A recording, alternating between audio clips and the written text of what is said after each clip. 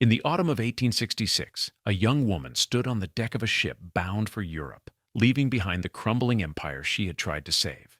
She was 26 years old. She wore black. Her husband, the emperor, remained in Mexico, surrounded by forces that would soon execute him. She did not know this yet. She believed she was going to rescue him. Charlotte of Belgium had been born into one of the wealthiest royal families in Europe. She had married an Austrian archduke. She had been crowned Empress of Mexico in a cathedral filled with foreign dignitaries and borrowed legitimacy. She had lived in palaces, worn jewels that once belonged to Spanish queens, and presided over a court designed to resemble the grandeur of Versailles. None of it had been real. And now, as the ship carried her toward a Europe that would not help her, something inside her was beginning to break. This is not a story about ambition redeemed or tragedy overcome. It is a study of what happens when every promise made by wealth, lineage, and beauty proves hollow. Charlotte would live for 60 more years after that voyage. She would never return to Mexico. She would never see her husband again. She would spend the majority of her life locked away, her mind shattered, her voice silenced, her existence managed by those who found her inconvenient. The palaces remained, the money remained, she remained, but nothing else did. Marie-Charlotte Émilie Augustine Victoire Clémentine Léopoldine was born on June 7, 1840, in the Laeken Palace outside Brussels. Her name alone required breath. It carried the weight of dynastic expectation, each syllable a reference to an ancestor, a claim, a debt owed before she could speak. She was the only daughter of Leopold I, King of the Belgians, and Louise d'Orléans, daughter of the French king. Belgium itself was only 10 years old when she was born, a new country carved out of political compromise, and her father had been imported from Germany to rule it. Stability was performance. Legitimacy was theater. Charlotte was born onto a stage she did not choose, playing a role written before her first breath. Her mother Louise was 28 when Charlotte was born. She had already given birth to 3 sons. The pregnancy had been difficult. Louise was frequently ill, spending weeks in bed while physicians hovered and her husband attended to matters of state. When Charlotte arrived, she was small, pale, and quieter than her brothers had been. There was relief that she survived, but not celebration. A daughter was valuable only insofar as she could be married well. The kingdom needed heirs. It had them. Charlotte was supplementary. Louise did not recover from the birth. For months afterward, she remained weak, prone to fainting, unable to leave her rooms for long periods. Charlotte was handed to wet nurses, governesses, attendants, who performed care with precision but no warmth. The palace was vast, rooms connected to other rooms, in sequences that seemed designed to increase distance rather than reduce it. Louise saw her daughter, but not often. When she did, she held her carefully, as though Charlotte were fragile in a way that required caution rather than affection. By the time Charlotte was 2, her mother was dying.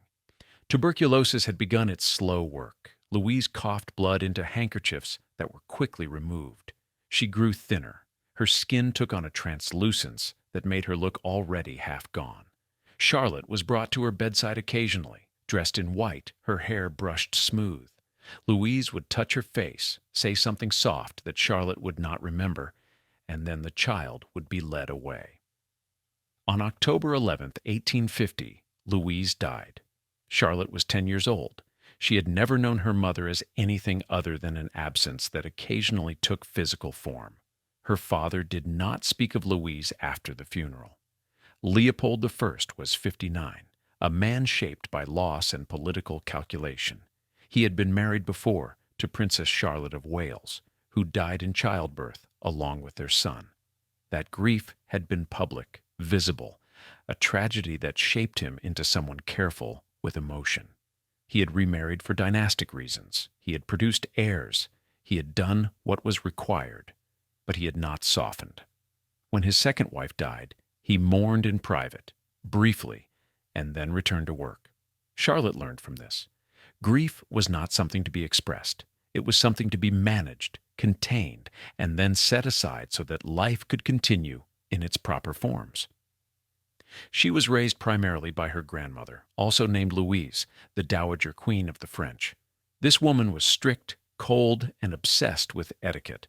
She believed that royal children were instruments of state policy and should be trained accordingly.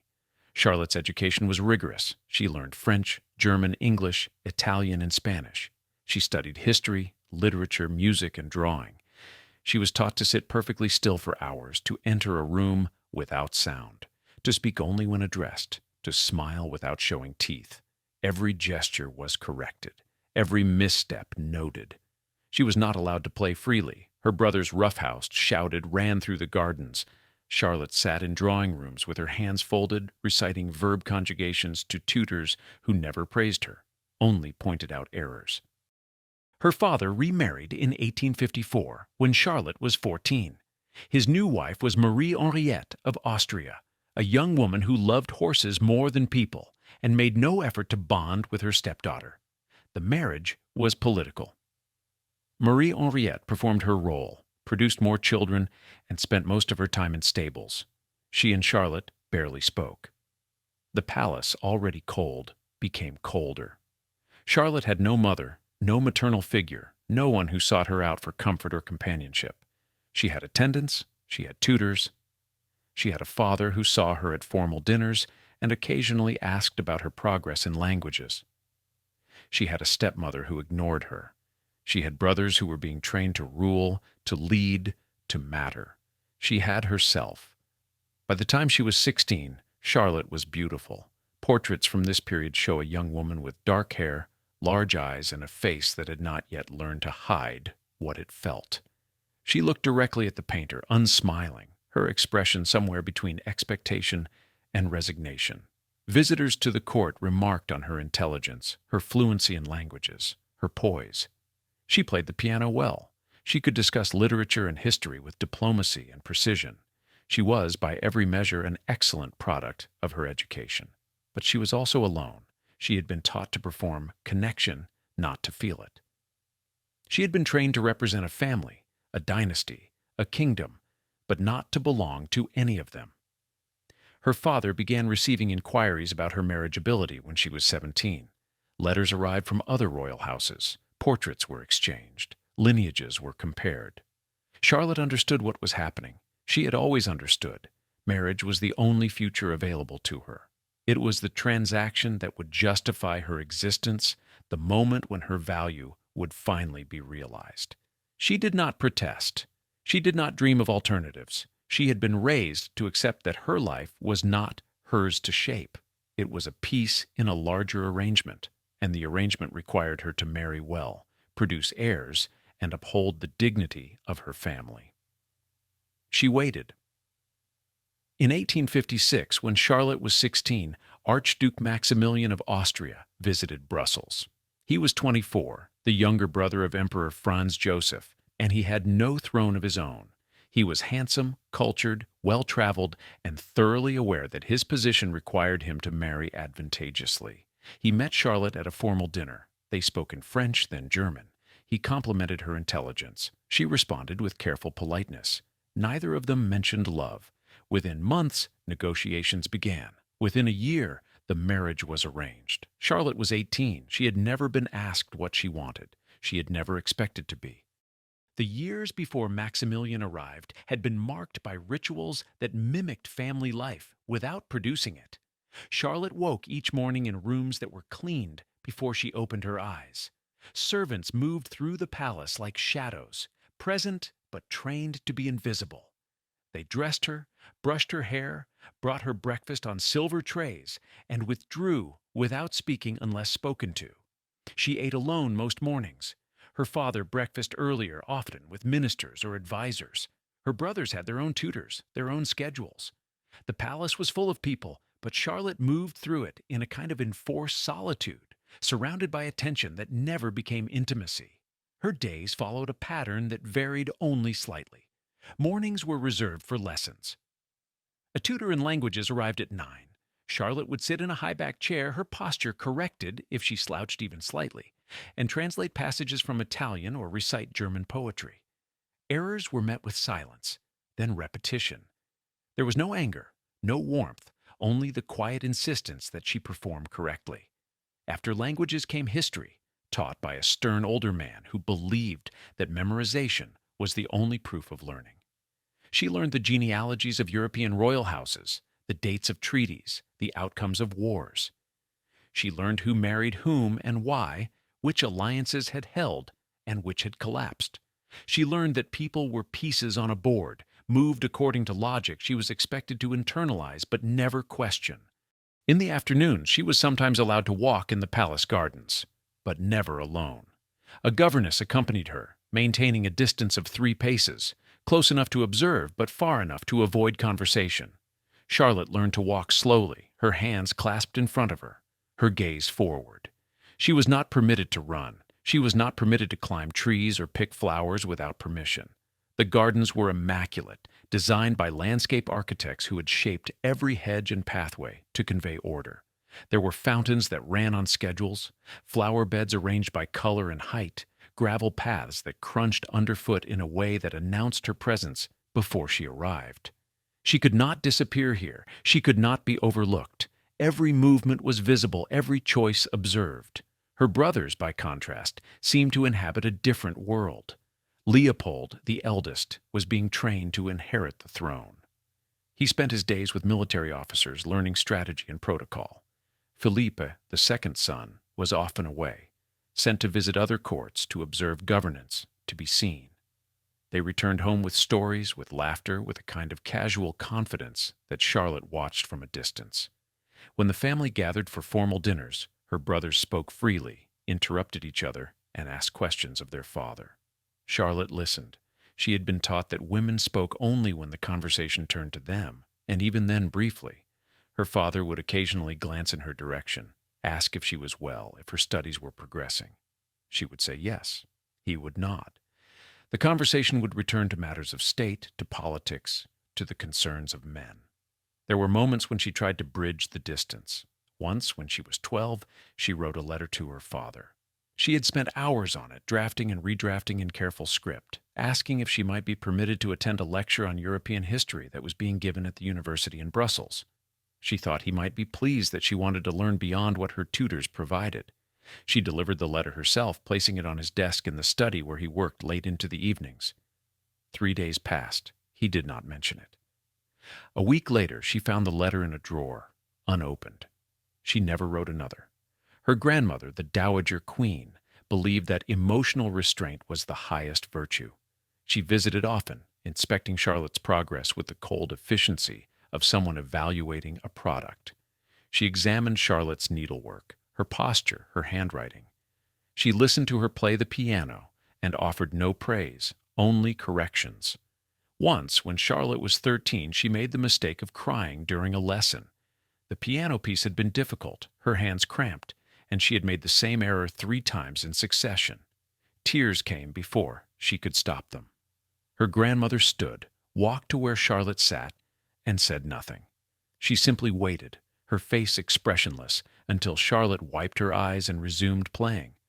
Afterward, she told Charlotte that tears were a form of weakness that royal women could not afford. She said that Charlotte's mother had understood this. She said that if Charlotte wanted to be worthy of her name, she would learn to control herself. Charlotte did not cry in front of anyone again for years. The palace itself reinforced the lesson. It was designed to impress, not to comfort. Ceilings soared 3 stories high, making voices echo and footsteps sound like announcements. Chandeliers hung from chains that creaked faintly when the wind moved through the halls. Portraits of ancestors lined the walls, faces stern and distant, eyes that seemed to follow her as she passed. She learned their names, their titles, their marriages. She learned that she was part of a lineage that stretched back centuries, a chain of people who had done what was required of them. She learned that her value was not in what she felt, but in what she represented. By the time she was 15, Charlotte had stopped expecting anything different. She performed her role with precision. She mastered the languages, memorized the histories, perfected the posture. She learned to enter a room without anyone noticing, to sit through hours of formal events without fidgeting, to smile when introduced to foreign dignitaries, and say the correct things in the correct tone. She learned to be present without being seen, to occupy space without claiming it. She became what they wanted her to become, but something had hardened in her. Not bitterness exactly, more like a recognition that affection was not something she could expect, and so she stopped looking for it. She stopped hoping her father would ask her about her thoughts instead of her lessons. She stopped imagining that her stepmother might seek her company. She stopped waiting for her brothers to include her in their plans. She accepted that her life was a series of performances, each one evaluated, none of them connecting to anything real. She learned to be alone in rooms full of people. She learned to be silent in ways that looked like contentment. She learned to wait for the moment when her life would finally have a purpose, when the years of training would be exchanged for something that mattered. When Maximilian's portrait arrived in 1856, she studied it carefully. He looked kind. He looked intelligent. He looked like someone who might see her. She did not let herself believe it, but she did not stop herself from hoping. The rooms Charlotte occupied were chosen for her, not by her. Her bedroom in the Laeken Palace faced north, where sunlight arrived late and left early. The walls were papered in pale blue silk that had faded over years, giving the room a washed-out quality even in summer. Heavy curtains framed windows that overlooked a courtyard used primarily for deliveries. She woke most mornings to the sound of carts arriving, servants unloading goods, the low murmur of instructions given and received. It was not unpleasant. It was simply impersonal. A reminder that the palace functioned according to rhythms that had nothing to do with her. Her furniture was ornate but uncomfortable. A four-poster bed with carved posts that rose toward a canopy lined in fabric that trapped heat in summer and provided no warmth in winter. A writing desk positioned beneath the window, its surface large enough for correspondence but too formal for anything intimate. Chairs with rigid backs that forced correct posture. A wardrobe filled with dresses she had not chosen, each one selected by her grandmother or a palace seamstress, based on what was appropriate for her age and station. She owned nothing that reflected personal preference. Her rooms looked like rooms prepared for a guest who might arrive at any moment. Everything arranged to impress, nothing suggesting anyone actually lived there. She spent hours at the writing desk, not because she had correspondence to maintain, but because it gave her something to do. She wrote letters to no one in particular, practicing the formal phrasing she had been taught, filling pages with observations about the weather, about books she had read, about nothing at all. She never sent them. There was no one to send them to. Her brothers were too busy. Her father would not have read them. She had no friends. Royal children were not permitted friendships in the way ordinary children were. Companionship required equality, and equality was impossible when every interaction was mediated by rank. The daughters of courtiers and minor nobility were sometimes brought to the palace for events, and Charlotte was expected to make polite conversation with them, but these exchanges were supervised, brief, and shaped entirely by the awareness that she was the princess, and they were not. No one spoke freely. No one said anything that mattered. Once, when she was 14, a girl her own age had been invited to spend an afternoon at the palace. Her father was a diplomat recently appointed, and the visit was a gesture of welcome. The girl's name was Marie. She was nervous, polite, careful not to say anything wrong. Charlotte tried to put her at ease. They sat in one of the smaller drawing rooms, drinking tea that neither of them wanted, while a governess sat nearby, pretending not to listen. Charlotte asked Marie about her family, about where she had lived before Brussels, about what she liked to read. Marie answered in short, cautious sentences, glancing frequently at the governess. After an hour, the visit ended. Marie curtsied, thanked Charlotte for her hospitality, and left. Charlotte never saw her again. She understood why. There was no possibility of friendship when one person could dismiss the other with a word, when one person's family depended on the favor of the other's father. The imbalance made honesty impossible. Her governess during these years was a woman named Madame de Montigny, a French widow in her 50s who had served in other royal households and treated her position as a form of duty rather than affection. She was not cruel. She was simply absent in any emotional sense. She ensured that Charlotte's schedule was followed, that her appearance was appropriate, that her behavior met expectations. She corrected without raising her voice. She supervised without engaging. Charlotte could spend an entire day in her presence and exchange fewer than 20 words. Madame de Montigny did not ask Charlotte how she felt, what she wanted, whether she was lonely. These questions were irrelevant. Charlotte's feelings were not part of her job. The palace employed more than 200 servants. Charlotte saw them constantly, but knew almost none of them by name. They appeared when needed, performed tasks, and vanished.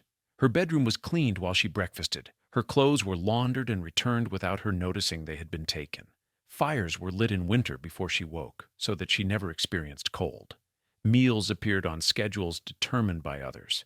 She lived in a system designed to anticipate her needs before she could express them, which meant she never had to ask for anything, but also that she was never consulted. The palace ran smoothly because it operated without her input. She was cared for in the way one might care for a valuable object, maintained and preserved, but not known. Her brothers had tutors who challenged them, who argued with them, who prepared them for roles that required decision-making. Charlotte's tutors instructed her in subjects meant to make her agreeable, cultured, suitable for marriage. She learned to paint watercolors of flowers and landscapes, delicate images that required patience but no vision. She learned to embroider linens with patterns chosen from books, repeating designs that had been repeated for generations.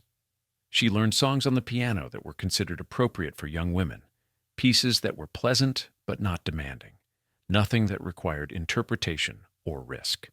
Her education was designed to produce competence in areas that would make her an acceptable wife, nothing more.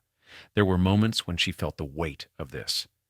Sitting in the music room, playing a Chopin nocturne under the supervision of her piano teacher, she sometimes wanted to stop mid-phrase and ask if this mattered, if anyone cared whether she played well or poorly, if the hours spent perfecting her technique had any purpose beyond filling time.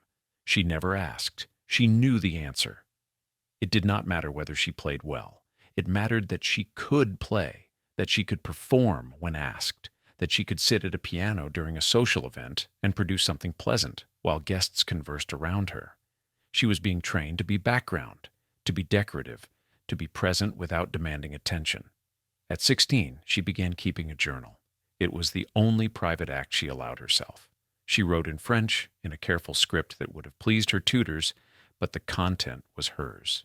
She wrote about what she read, what she observed, what she thought. She wrote about her father's coldness, her stepmother's indifference, the endless sameness of her days. She wrote about the future, about marriage, about the fear that her life would continue like this forever. A series of empty rooms and polite conversations and tasks that meant nothing. She hid the journal beneath the lining of a drawer in her wardrobe. She never showed it to anyone. It was the only proof that she existed beyond the role she performed. The first time Charlotte saw Maximilian in person, he was standing in the reception hall of the Royal Palace of Brussels, speaking with her father in German. It was May 1856. She was not supposed to be there yet. Protocol dictated that she would be formally introduced after the initial diplomatic courtesies had been observed, after the men had finished discussing whatever men discussed before women were brought into the room. But she had been walking past the hall when the doors opened, and she caught sight of him before anyone noticed her. He was tall, fair-haired, animated in a way that seemed out of place in the carefully controlled atmosphere of her father's court. He gestured when he spoke. He smiled. He looked like someone who had not yet learned to perform stillness. When the formal introduction came an hour later, Charlotte entered the room in a dress that had been selected for her that morning. Deep blue silk, high-necked, modest. Her hair had been arranged by her lady's maid in a style that took 40 minutes to complete. She wore no jewelry except a small cross on a chain, a gift from her grandmother meant to convey piety. Maximilian stopped mid-sentence when she entered. He bowed. She curtsied. Her father made the introduction in French. Maximilian responded in the same language, his accent precise, his tone formal, but not cold. He said he had heard much about her intelligence and grace. She thanked him. She said she had heard he was a scholar and a traveler. He seemed pleased by this. The conversation lasted less than 10 minutes. They were not left alone. Her father and 2 ministers remained in the room, observing, evaluating, ensuring that nothing inappropriate occurred. Over the following week, Maximilian visited the palace 3 more times. Each visit was structured, supervised, designed to allow them to become acquainted under conditions that prevented anything unscripted from happening. They walked in the gardens with her governess trailing behind them. They sat in the drawing room while her stepmother pretended to read nearby. They attended a concert together, seated in a box with her father and several dignitaries, unable to speak because the music was playing. Charlotte learned almost nothing about him during these encounters.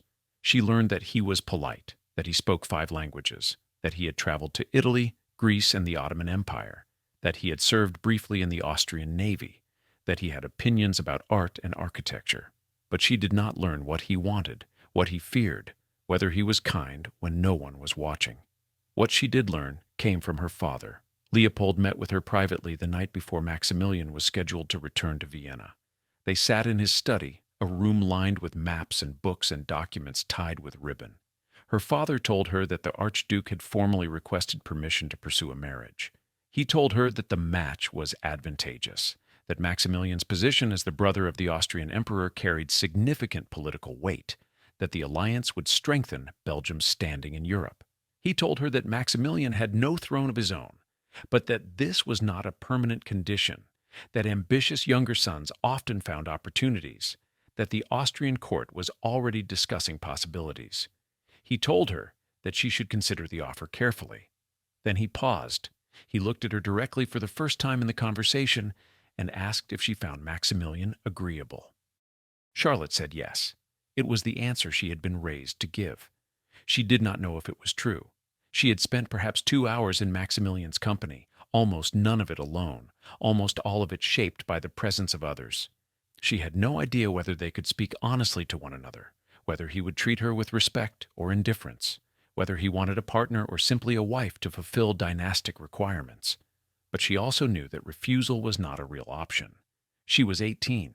She had no prospects beyond marriage. She had no role, no purpose, no future that did not involve being transferred from her father's household to a husband's. Maximilian was young, educated, well-regarded. He had not ignored her or dismissed her during their brief interactions. It was more than many royal marriages began with. Her father seemed satisfied. He told her that negotiations would proceed.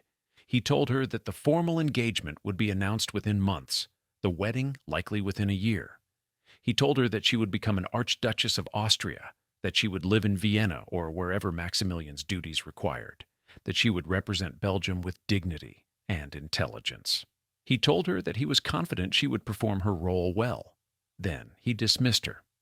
The entire conversation lasted less than 15 minutes. Her future had been decided in the time it took to drink a cup of tea. The engagement was announced in July 1856. Charlotte received letters of congratulation from relatives she had never met, from minor nobility hoping to gain favor, from her grandmother, who wrote that she was pleased Charlotte had accepted a match appropriate to her station. Maximilian wrote to her as well. His letters were formal but warmer than the others, filled with descriptions of Vienna, of his family, of his hopes that they would find happiness together. He wrote about the places he wanted to show her, the music they would hear, the life they would build. Charlotte read the letters carefully, searching for something beneath the polite phrasing, some indication of who he actually was. She found enthusiasm. She found optimism. She found a man who seemed to believe that their marriage could be more than a transaction. She wanted to believe it too. The months between the engagement and the wedding were filled with preparations that required her participation, but not her decisions. A trousseau was assembled. Dozens of dresses and gowns and undergarments, all selected by seamstresses and her stepmother. Linens were embroidered with her new initials. Jewelry was commissioned. Guest lists were compiled. Menus were planned. Invitations were sent to every royal house in Europe. Charlotte attended fittings, stood still while fabric was pinned and adjusted, answered questions about sleeve length and hem width, as though these were matters of importance. She was being prepared like a stage set, every detail considered, every element designed to project the correct image. She wrote to Maximilian during this time. Her letters were cautious, polite, filled with observations about Brussels and questions about Vienna. She asked about his family, about Austrian customs, about what would be expected of her. She asked if he preferred quiet evenings or social events, if he read poetry, if he believed in marriage as partnership or duty. His responses were affectionate but vague. He wrote that he valued intelligence and companionship. He wrote that he hoped they would support one another. He wrote that he looked forward to their life together. He never answered her questions directly. She told herself this was because letters were inadequate, that understanding would come once they were married, once they could speak freely without distance and delay.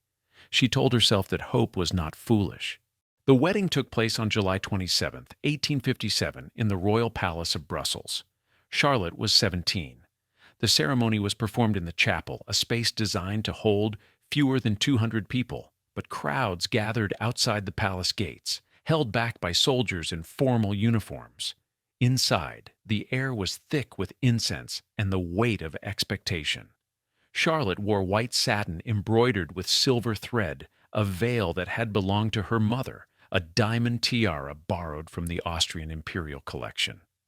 Maximilian stood beside her in the white uniform of an Austrian admiral, gold braid across his chest, medals he had not earned pinned to fabric. They spoke their vows in French. Neither of them looked at the other. They looked at the archbishop, at the altar, at the cross mounted on the wall. When it was finished, they were married. The reception lasted 6 hours. Charlotte smiled until her face ached. She accepted congratulations from people whose names she would not remember. She danced the required dances, first with Maximilian, then with her father, then with her brothers, then with Austrian dignitaries she had never met. She ate nothing. The food was elaborate, course after course arriving on silver trays, but her corset was laced too tightly, and her stomach was rigid with something that was not quite fear and not quite excitement. Maximilian spoke with his brother's representatives, with Belgian ministers, with men who had come to assess the alliance and report back to Vienna. He glanced at Charlotte occasionally, smiled when their eyes met. But he did not seek her out. They were the center of the event, but they were not together. That night they left for Vienna. The journey took 4 days by train and carriage. They traveled with an entourage of attendants, advisors, and servants, sleeping in rooms prepared in advance at estates along the route. They were rarely alone. When they were, Maximilian was polite, even gentle, but he did not know what to say to her. He spoke about the places they passed, about the architecture, about his plans to show her the palaces of Vienna. He did not ask her how she felt. He did not ask if she was afraid or uncertain or regretting the choice she had not really made. Charlotte did not offer these things. She had been trained not to. She responded to his comments with appropriate interest, asked questions that allowed him to continue talking, and kept her hands folded in her lap. On the third night, in a chateau outside Munich, the marriage was consummated. It was brief, awkward, and performed without words. Afterward, Maximilian fell asleep quickly. Charlotte lay awake, staring at the ceiling of a room she had never seen before, in a country that was not hers, beside a man she did not know. Vienna was larger and colder than Brussels. The Hofburg Palace, where they were initially housed, was a sprawling complex of buildings that had been expanded over centuries, each addition reflecting a different emperor's ambitions. The rooms were grand but impersonal, filled with furniture that belonged to the state, not to them. Charlotte's apartments were connected to Maximilian's by a shared sitting room, but they maintained separate bedrooms, separate schedules, separate lives that intersected only at formal events. Maximilian had duties. He attended meetings with his brother, the Emperor Franz Joseph. He served on naval committees. He traveled frequently to inspect shipyards and fortifications. Charlotte had no duties. She was an archduchess by marriage, but she had no official role, no responsibilities beyond appearing at court functions and maintaining the appearance of a successful union. She tried to make herself useful. She studied the Austrian court, learned the names and ranks of the nobles who surrounded the emperor, memorized the protocols that governed every interaction. She attended operas and balls, sat through dinners that lasted until midnight, made conversation with women who smiled at her and spoke about nothing of consequence. She improved her German, hiring a tutor to help her lose the slight accent that marked her as foreign. She wrote letters to her father, describing Vienna in careful detail, emphasizing the beauty and the culture, never mentioning the loneliness. He wrote back infrequently, his responses brief and focused on political developments, asking nothing about her personal life. Maximilian was kind to her, but distracted. He was ambitious in a way that seemed disconnected from reality. He spoke often about his desire for a kingdom of his own, about his frustration at being the younger brother, at having rank without power. He resented Franz Joseph, though he was careful never to say this directly. He resented the limitations placed on him, the fact that his intelligence and education had no outlet, that he was expected to perform ceremonial roles while his brother made actual decisions. He wanted more. He talked about this late at night when he visited her rooms, when the formality of the day had exhausted him, and he needed someone to listen. Charlotte listened. She agreed. She told him he deserved recognition. She believed it, because believing it gave her marriage a purpose. In 1859, Maximilian was appointed governor of the Lombardo-Venetian Kingdom, a territory in northern Italy that Austria controlled through military force. It was not a throne, but it was an opportunity. He accepted immediately. They moved to Milan, then to Monza, living in palaces that had once belonged to Italian nobility before Austria seized them. Charlotte learned Italian. She tried to engage with the local population, visiting hospitals and schools, attempting to soften the image of Austrian occupation through small gestures of charity. It did not work. The Italians despised Austrian rule. They despised Maximilian. They despised Charlotte by association. Protests occurred weekly. Graffiti appeared on walls overnight, calling for independence, calling the Austrians invaders. Once, during a public appearance, someone threw a stone. It missed Charlotte by inches, shattering against the side of the carriage. Maximilian increased security. Charlotte stopped leaving the palace unless absolutely necessary. The position lasted less than 2 years. In 1859, Austria went to war with France and Sardinia over control of Italian territories. The war was brutal and brief. Austria lost. By 1860, Maximilian had been recalled to Vienna. His governorship dissolved. The territories he had overseen ceded to a unified Italian kingdom. He returned humiliated, stripped of the role that had given him purpose, relegated once again to the status of younger brother, with no meaningful position. He withdrew. He spent days in his study, refusing to attend court functions, refusing to speak with his brother. Charlotte tried to comfort him, but he would not be comforted. He had failed. He had been given one opportunity to prove himself, and it had ended in defeat and disgrace. Then, in 1861, a letter arrived from Mexico. A group of Mexican conservatives backed by French military forces were searching for a European prince to install as emperor. They wanted someone with royal credentials, someone who could legitimize their coup against the democratically elected government of Benito Juarez. They wanted someone desperate enough to accept. Maximilian read the letter 3 times. He showed it to Charlotte. He asked her what she thought. She looked at the letter, at the offer of a crown, at the promise of an empire an ocean away. She thought about the palace in Vienna, about the years of waiting, about the fact that her marriage had produced nothing of meaning. She told him they should accept. They arrived in Mexico on May 28, 1864. The ship docked at Veracruz in the middle of a rainstorm. Charlotte stood on deck, her dress soaked through despite the umbrellas held over her by attendants, watching the city emerge from the gray water. The buildings were low and crumbling, their facades stained by weather and time. The streets visible from the harbor were unpaved, turned to mud by the downpour. There were no crowds waiting to greet them. There were French soldiers standing in formation along the dock, their uniforms dark with rain. There were a few officials sent by the provisional government, men who looked uncomfortable and said little. There was no cheering, no celebration, no indication that the arrival of an emperor and empress was something anyone had wanted. The journey inland to Mexico City took a week. They traveled by carriage over roads that dissolved into impassable mud during afternoon storms. French troops accompanied them, a long column of soldiers who had been sent by Napoleon III to ensure the success of this venture.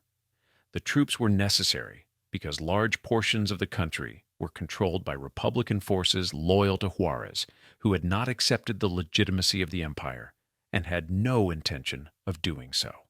Charlotte watched the landscape pass mile after mile of terrain that looked nothing like the descriptions she had been given. There were mountains, vast and bare. There were villages where people watched the procession from doorways without expression.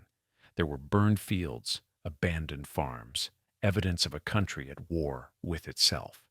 When they reached Mexico City, Charlotte felt something close to relief.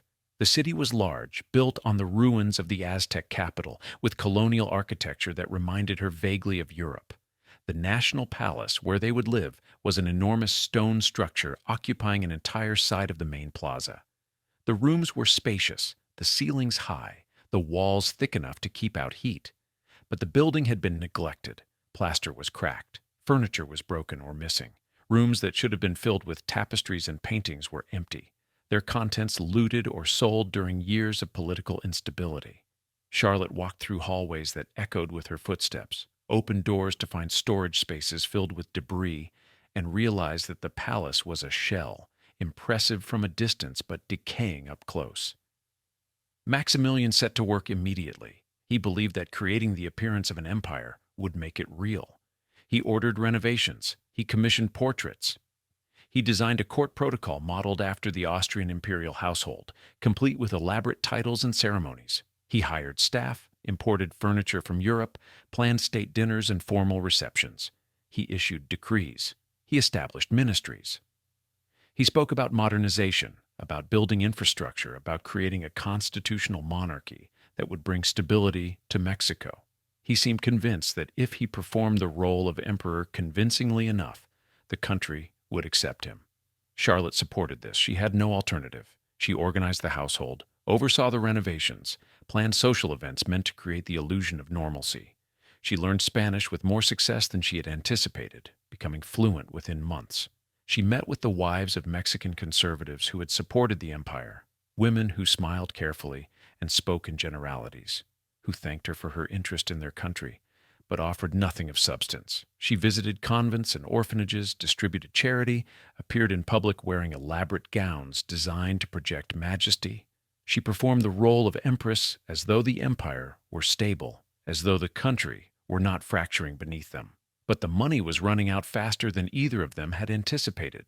The empire was funded almost entirely by France.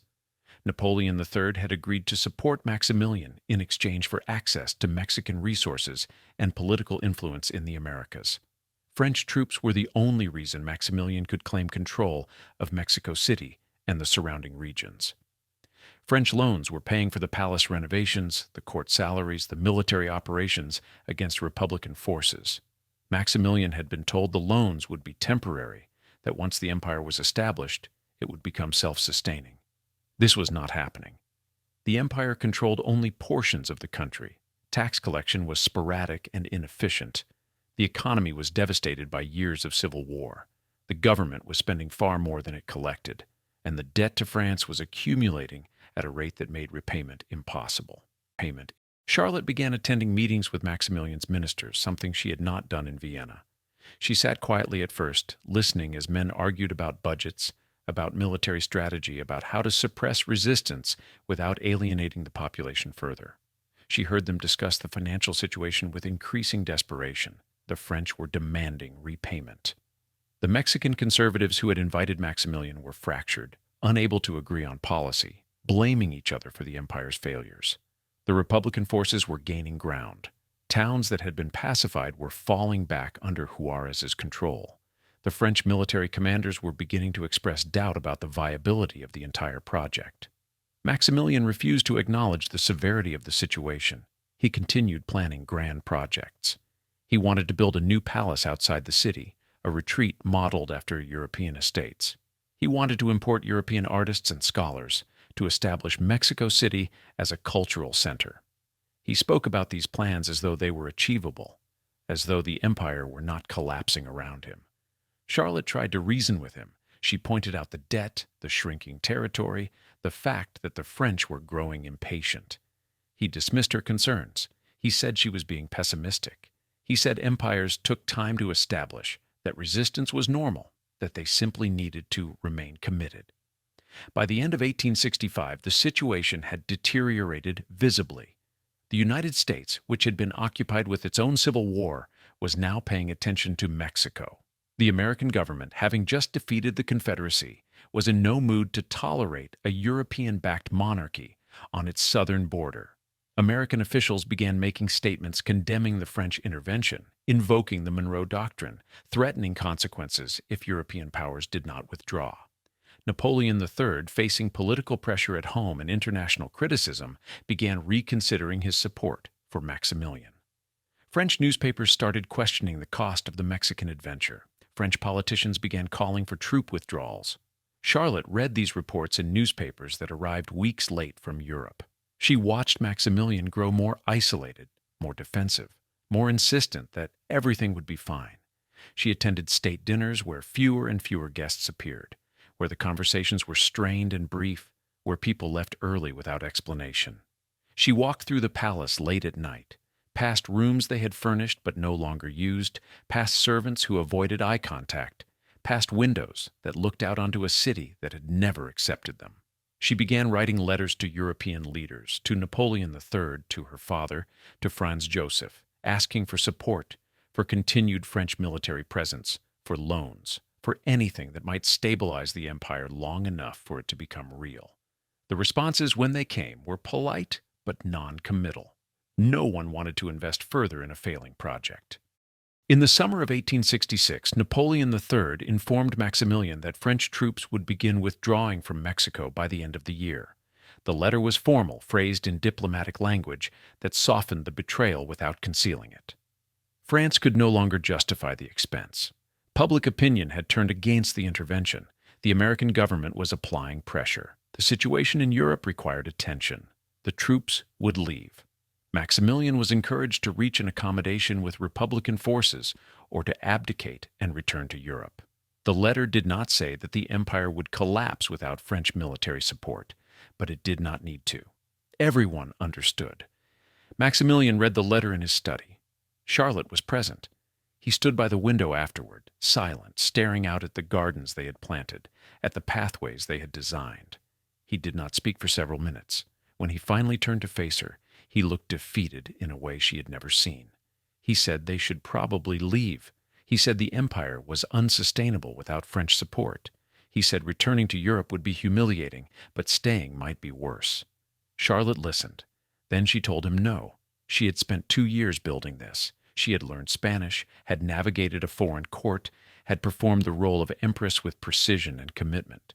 She had subordinated herself to this project, had believed that it gave her life meaning, that it justified the years of preparation, the lonely childhood, the marriage she had not chosen. If they left now, it would all have been for nothing. She would return to Europe as the wife of a failed archduke, a woman who had been given an empire and lost it. She would be a footnote, a cautionary tale, another royal who had overreached. She could not accept this. She told Maximilian she would go to Europe herself. She would appeal to Napoleon III in person. She would meet with her father, with Franz Joseph, with any leader who might provide support. She would secure new loans, negotiate continued military assistance, convince France that abandoning the empire was a mistake. Maximilian said it was hopeless. She said they had no other option. He did not argue. He seemed relieved that someone was willing to act, that the decision had been made for him. Charlotte left Mexico on July 9, 1866. She traveled alone without Maximilian, accompanied only by a small group of attendants and advisors. The journey to Veracruz took 6 days. She traveled through regions where Republican forces were active, where French troops were already beginning their withdrawal, where the population watched her carriage pass with expressions that ranged from indifference to hostility. She did not sleep well. She spent nights in roadside inns and military outposts, lying awake, listening to sounds from outside, aware that her safety depended on the presence of soldiers who would soon be gone. The ship departed from Veracruz on July 12th.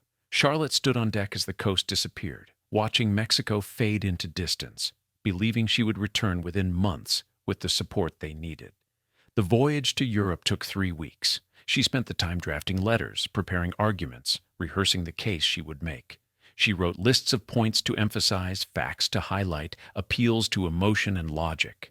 She believed that if she could explain the situation clearly enough, if she could demonstrate the strategic importance of the Mexican Empire, if she could remind European leaders of their commitments, they would help. She arrived in France on August 8th. Napoleon III granted her an audience 2 days later. They met at the Palace of Saint-Cloud, outside Paris. Charlotte wore black, a deliberate choice meant to convey seriousness. She had prepared extensively for this meeting. She spoke for nearly an hour, outlining the situation in Mexico, explaining the financial needs, arguing that French withdrawal would result in a Republican victory that would embolden anti-monarchist movements throughout the Americas. She told Napoleon that abandoning Maximilian now would damage France's credibility, that other nations would see it as weakness. She asked for a continuation of military support, or at minimum additional loans to allow the empire to build its own army. Napoleon listened politely. He did not interrupt. When she finished, he told her that the decision had already been made. The troops were withdrawing. France could not afford continued involvement. He expressed sympathy for her situation. He said he understood her frustration. He suggested that she and Maximilian return to Europe and resume their lives in Vienna. He offered no assistance. The meeting lasted less than 2 hours. When it ended, Charlotte left the palace knowing she had failed. She did not give up. She traveled to Vienna. Arriving in mid-August, she met with Franz Joseph, Maximilian's brother, the man who had the authority to provide Austrian military support or financial aid. The meeting was colder than the one with Napoleon. Franz Joseph had never supported Maximilian's acceptance of the Mexican crown. He had considered it reckless, a distraction from Maximilian's duties to Austria. He told Charlotte that Austria had no interest in Mexican affairs, that Maximilian had made his choice and would have to live with the consequences. He suggested Maximilian abdicate immediately and return to Europe before the situation deteriorated further. Charlotte argued. She became emotional in a way she had never allowed herself in official settings. She raised her voice. She accused Franz Joseph of abandoning his brother. He remained unmoved. The meeting ended badly. She went next to Rome, believing that Pope Pius IX might provide support, that the Catholic Church might have an interest in preserving a Catholic empire in Mexico. She arrived in late September. The Pope received her at the Vatican. She made her case, emphasizing the religious dimension, the fact that the empire was protecting the Church's interests against a secular Republican government. The Pope expressed sympathy. He offered prayers. He offered no money, no political support, no intervention. Charlotte left Rome with nothing. By October, she was unraveling. She had been traveling for 3 months, sleeping poorly, eating irregularly, spending days in meetings, and nights writing letters that received no responses. She was exhausted in a way that went beyond physical fatigue. She had believed that if she fought hard enough, if she argued persuasively enough, if she refused to accept failure, she could save the empire. She had been wrong. No one was going to help. Europe had decided that the Mexican Empire was not worth saving, that Maximilian had made a mistake, that Charlotte's desperation was unfortunate, but not their responsibility. She returned to Paris in early October, refusing to accept what was now obvious. She demanded another meeting with Napoleon. His staff put her off for days, then weeks. When she finally secured an audience, it was brief and uncomfortable. Napoleon repeated what he had already said. Charlotte became agitated. She accused him of lying, of betraying promises he had made. She said things that were inappropriate, that crossed boundaries of protocol and diplomacy. Napoleon ended the meeting. Afterward, his advisors expressed concern about her state of mind. They said she seemed unstable, that her behavior was erratic, that she was not well. Charlotte's rooms at the Grand Hotel in Paris became a place she could not leave. She had been staying there since mid-October, waiting for responses to letters that were no longer being answered, waiting for audiences that were no longer being granted. Her attendants grew worried. She was not sleeping. She ate only when forced. She paced the rooms for hours, talking to herself in a mixture of French, Spanish, and German, her thoughts spilling out in fragments that did not connect. She wrote letters constantly, pages and pages that repeated the same arguments, the same appeals, the same desperate insistence that someone had to help. The letters were no longer coherent. She sent them anyway. She became convinced that people were trying to poison her. It started as a vague suspicion, then hardened into certainty. She refused food prepared by the hotel staff. She would only drink water if she poured it herself from bottles she had personally inspected. When her attendants tried to reason with her, she accused them of being part of the conspiracy. She said Napoleon had paid them. She said everyone in Paris wanted her dead because she knew too much, because she was the only one still fighting for the truth. Her attendants did not know what to do. They sent word to the Mexican delegation in Paris. They sent word to the Belgian embassy. They sent urgent letters to her family in Brussels, describing her condition, asking for instructions. On October 10th, Charlotte left the hotel without telling anyone where she was going. She took a carriage to the Vatican Embassy in Paris, arriving unannounced, demanding to see the papal nuncio.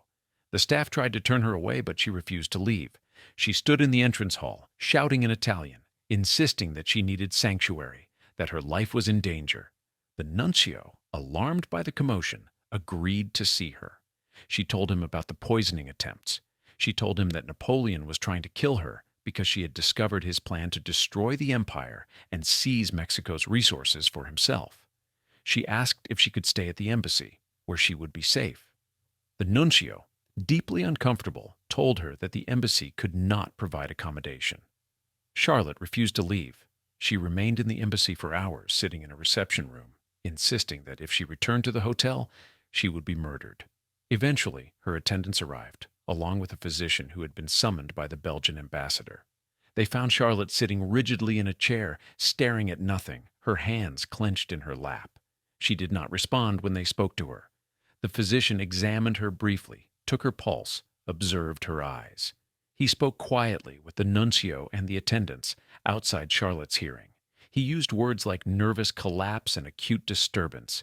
He recommended that she be taken somewhere quiet, away from Paris, where she could rest under medical supervision. The attendants agreed. They managed to convince Charlotte to return to the carriage, telling her they were taking her somewhere safe. They brought her to a private residence outside Paris, a small chateau that belonged to a Belgian noble family, willing to provide temporary accommodation. Charlotte was installed in a suite of rooms on the second floor. A physician was assigned to monitor her.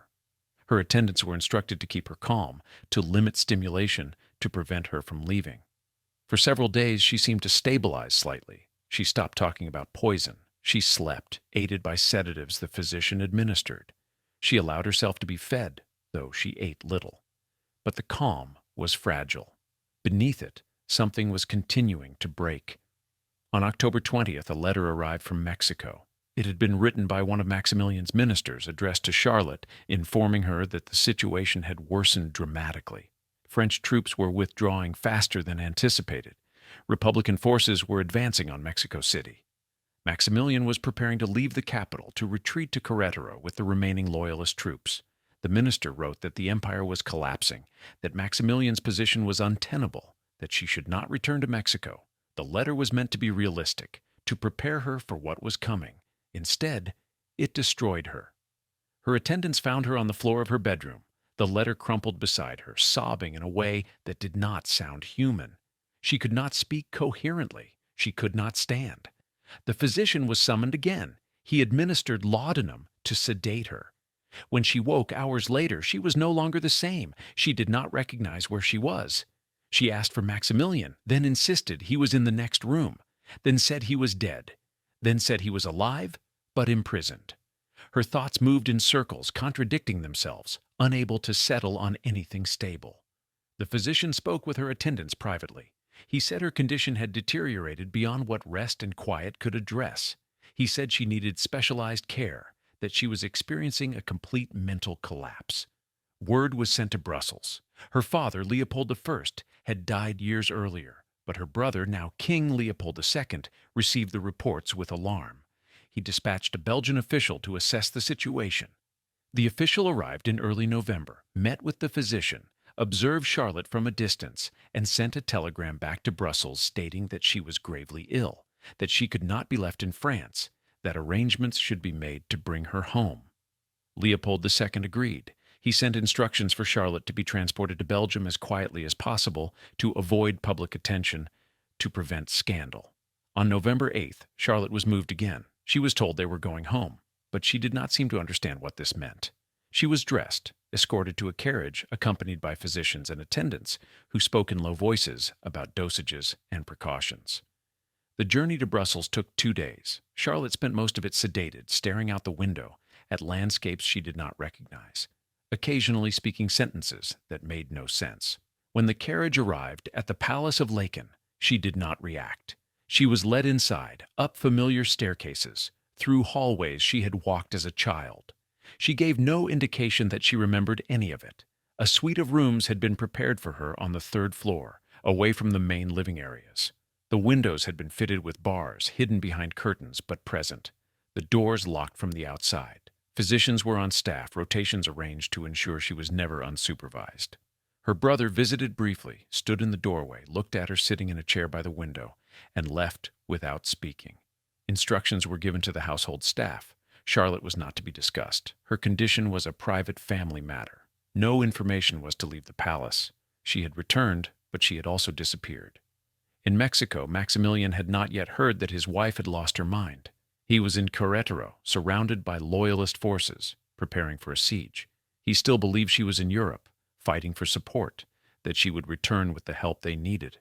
He wrote letters to her that she would never read. He did not know that she could no longer read anything. The rooms where Charlotte lived for the next 60 years were not cells, but they functioned as such.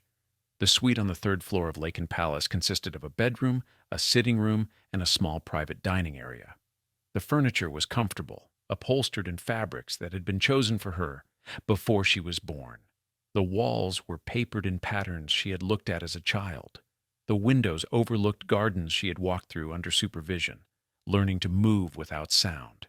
Everything was familiar. Nothing was hers. The doors were locked every night. The windows could not be opened more than a few inches. Attendants were present at all times, watching, recording, ensuring she did not harm herself or attempt to leave. She did not understand at first that this was permanent. In the early months, she asked when she would be allowed to return to Mexico. She spoke about Maximilian as though he were waiting for her, as though the empire still existed, as though the voyage back was simply delayed. Her attendants did not correct her. They had been instructed to keep her calm, to avoid subjects that caused agitation. They nodded when she spoke about returning. They changed the subject.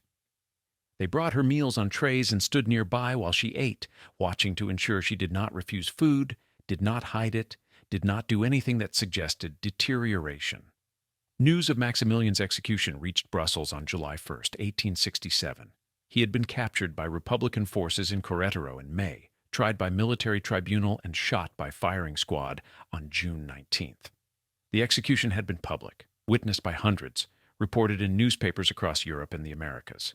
His body had been embalmed and eventually returned to Austria for burial. The Mexican Empire had ended.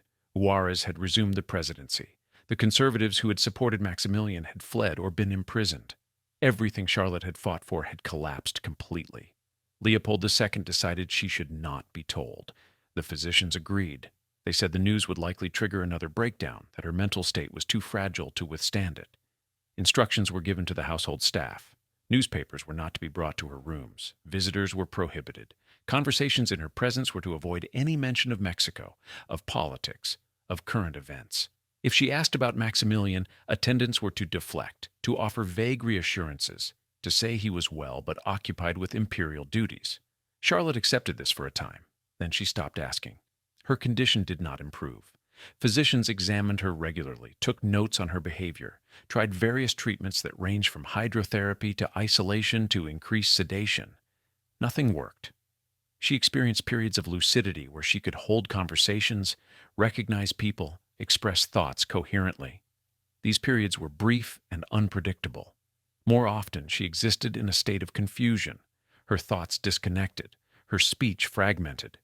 She talked about events that had not happened, about people who were not present, about plans that made no sense. She referred to herself as Empress. She spoke about returning to Mexico next month, next year, soon. She asked attendants to prepare her trunks, to arrange passage, to send word to Maximilian that she was coming. There were also long stretches where she did not speak at all, days, sometimes weeks, where she sat in the chair by the window and stared at the gardens without moving. Attendants brought meals. She ate mechanically without taste or interest. They dressed her in the mornings, bathed her, brushed her hair. She complied without resistance and without recognition. She did not read. She did not write. She did not play the piano that had been moved into her sitting room, the instrument she had once spent hours at, performing pieces she had memorized as a girl. The piano sat untouched, accumulating dust. Her family visited infrequently. Leopold II came once or twice a year, always briefly, always accompanied by physicians who provided updates on her condition. He stood at a distance, observed her without speaking, and left. He did not ask her how she felt. He did not attempt conversation. He treated the visits as inspections, verifying that she was being cared for, that the situation was under control, that there was no scandal. Her brothers, Felipe and the younger Leopold, visited even less. They had their own lives, their own families, their own concerns. Charlotte was an embarrassment, a reminder of failure, a problem that had been solved by locking it away. Occasionally, foreign dignitaries asked about her, former members of the Austrian court, Mexican exiles who had escaped to Europe, distant relatives who remembered her wedding. Leopold II's responses were consistent. The Empress Charlotte was unwell. She was receiving the best medical care available. She was resting quietly at the family estate. She was not receiving visitors. The statements were true in the narrowest sense. She was unwell. She was at the estate. She was not receiving visitors. What was not said was that she was a prisoner, that her mind had shattered, that she would never recover. The attendants who cared for her changed over the years, but their instructions remained the same. Keep her clean, keep her fed, keep her calm, prevent injury, prevent escape, do not engage with delusions, do not argue, do not contradict. Report any changes in behavior to the physicians. The work was repetitive, emotionally exhausting, and deeply isolating. The attendants were forbidden from discussing Charlotte's condition with anyone outside the palace. They saw her every day, watched her decline, and could speak about it to no one. In 1879, 12 years into her confinement, Charlotte was moved to the Château de Bouchout, a smaller estate a few miles from Laeken. The official reason was that the chateau would provide a quieter, more therapeutic environment. The actual reason was that Leopold II wanted her farther from the main palace, where her presence was a constant reminder, where staff and visitors might catch glimpses of her, where the reality of her condition was harder to ignore. Bouchout was isolated, surrounded by woods, accessible only by a single road. It had fewer rooms, fewer staff, less chance of exposure. The chateau became her final residence. The rooms were smaller than those at Laeken, but the routine was identical. She woke, she was dressed, she ate, she sat, she slept. Days passed without variation. Weeks blurred into months. She aged without awareness of aging. Her hair turned gray, then white. Her face developed lines that had not been there before. Her body, once maintained by corsets and careful posture, softened and weakened. She walked less. She sat more. Eventually, she stopped walking entirely unless assisted. The attendants moved her from bed to bed, a daily cycle that continued without end. She did not know that Maximilian was dead. She did not know that the empire had ended. She did not know that she had been forgotten. Leopold II visited the Château de Bouchout on December 14, 1885. It was Charlotte's 45th birthday. He had not seen her in 3 years. He arrived in the early afternoon, accompanied by a physician and a secretary who remained in the carriage. The visit had not been announced in advance. The staff at Bouchout were informed only that morning. They prepared the sitting room, ensured Charlotte was dressed appropriately, moved her to a chair where the light from the window would fall favorably. She was told her brother was coming. She showed no reaction. Leopold entered the room, nodded to the attendants, and stood near the doorway. He did not approach Charlotte. He looked at her for several minutes without speaking. She sat with her hands folded in her lap, staring past him toward the window. Her hair had been arranged carefully, pinned back in a style that was decades out of fashion. Her dress was dark blue, high-necked, clean. She looked like a portrait of someone who had once been important. Leopold asked the attendant how she had been. The attendant said there had been no significant changes. Leopold nodded. He told the attendant to ensure she received a gift he had brought, a small package left with the staff downstairs. He did not give it to Charlotte himself. He did not speak to her directly. After less than 10 minutes, he left. The gift was a music box, ornate, expensive, inlaid with mother-of-pearl, playing a melody Charlotte might have recognized had she been able to recognize anything. It was placed on a table in her sitting room. She never touched it. An attendant wound it occasionally, filling the room with music that Charlotte did not respond to.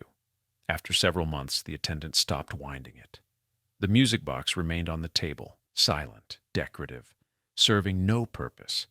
Leopold's visits continued in this pattern for years, once, sometimes twice annually, always brief, always formal, always maintained at a distance. He never stayed longer than 15 minutes. He never asked Charlotte questions. He never touched her. He treated the visits as obligations, items on a list to be completed and checked off. His wife, Marie Henriette, never came at all. She had no relationship with Charlotte, had never had one, and saw no reason to maintain the pretense. Their children, Charlotte's nieces and nephews, were not brought to Bouchoux. They were told their aunt was ill, that she needed quiet, that visits would not be appropriate. Most of them never met her. The cost of Charlotte's care was substantial, but not discussed. The Château de Bouchoux required maintenance, the staff required salaries, the physicians required payment. The clothing, the food, the medications, the endless small expenses of keeping someone alive in comfort, all of this was managed by Leopold's household administrators, funded from the royal treasury, recorded in ledgers that were never made public. Charlotte herself had wealth. She had inherited money from her father, had been granted an allowance as Empress of Mexico, had properties and investments that generated income, but she had no access to any of it.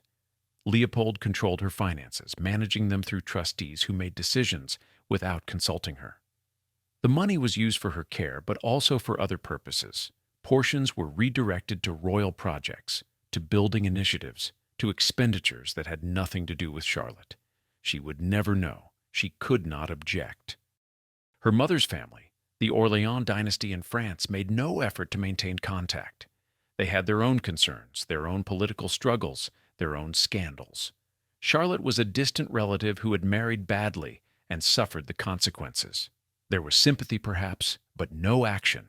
Letters were not sent. Visits were not made. When members of the Orléans family were asked about Charlotte in social settings, they expressed sadness, said they had heard she was unwell, and changed the subject. She had been erased from their lives as completely as if she had died. The Austrian imperial family maintained a similar distance.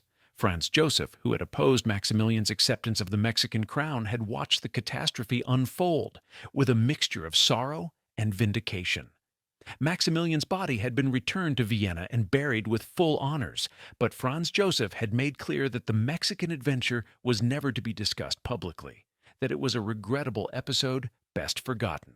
Charlotte, as the surviving widow, was an inconvenience. She reminded people of the failure. She represented the consequences of ambition unchecked by judgment. Franz Joseph sent formal condolences after Maximilian's death, directed to Leopold in Brussels, not to Charlotte. He sent nothing afterward. He did not visit. He did not write. When Charlotte's name came up in court, he would say only that the situation was tragic and that the Belgian royal family was handling it appropriately. There were a few people who tried to maintain connection. A former lady-in-waiting from Charlotte's time in Mexico, a woman named Manuela del Barrio, wrote letters for several years. The letters were addressed to Charlotte at Bouchoux, filled with news from Mexico, with memories of their time at court, with expressions of loyalty and affection. The letters were received by the staff, read by physicians to determine if they were appropriate, and then filed away. Charlotte never saw them. Manuela continued writing until 1890, when she finally accepted that her letters were not being answered because Charlotte could not answer them. She stopped writing. No one told Charlotte the letters had ever arrived. Charlotte's former attendants from Vienna and Mexico, the women who had traveled with her, who had witnessed her decline, scattered across Europe. Some married, some found positions in other households. Some simply disappeared into private lives, taking with them memories they were not permitted to share. They had signed agreements upon leaving Charlotte's service, contracts that forbade them from discussing her condition, from writing memoirs, from speaking to journalists. The contracts were enforced. When a former attendant attempted to publish an account of Charlotte's time in Mexico in 1892, Leopold's lawyers intervened. The manuscript was suppressed. The attendant was threatened with legal action. The book never appeared. By the 1890s, Charlotte had become a ghost story within her own family. Younger relatives knew she existed, but had never seen her. They were told she lived at Bouchoux, that she had been Empress of Mexico long ago, that she was ill and could not be disturbed. Some of them imagined her as a tragic romantic figure, a woman driven mad by love and loss. Others thought of her as simply mad, a cautionary tale about ambition and instability. None of them knew the reality. None of them saw the woman sitting in a chair by a window, day after day, year after year, maintained in a state between life and death, and surrounded by people who cared for her body while ignoring her existence. Leopold II's reign was defined by other things, by his exploitation of the Congo, by vast wealth extracted through forced labor and brutality, by building projects in Brussels funded by atrocities committed half a world away. Charlotte's confinement was a minor detail in comparison, a family matter barely worth mentioning. When journalists asked about her, they were told she was resting comfortably. When historians inquired, they were directed to official statements that revealed nothing. She lived in silence, forgotten by everyone except the people paid to ensure she did not die. The physicians who attended Charlotte kept detailed records, leather-bound journals filled with observations, measurements, notations about her behavior, her appetite, her sleep patterns, her responses to various treatments. The entries were clinical, precise, devoid of emotion. They recorded the decline with the detachment of scientists documenting an experiment. There were notes about her weight, which fluctuated over the years, dropping during periods when she refused food, rising when attendants managed to coax her into eating. There were observations about her speech patterns, which grew more fragmented as time passed, moving from coherent sentences to disconnected phrases to long silences. There were records of medications administered, laudanum for agitation, bromides for sleep, tonics that promised to strengthen the nerves but accomplished nothing measurable. The treatments changed according to prevailing medical theories, none of which acknowledged that Charlotte's condition might be beyond their capacity to address. In the 1870s, physicians believed that mental disturbances resulted from physical imbalances that could be corrected through rest and isolation.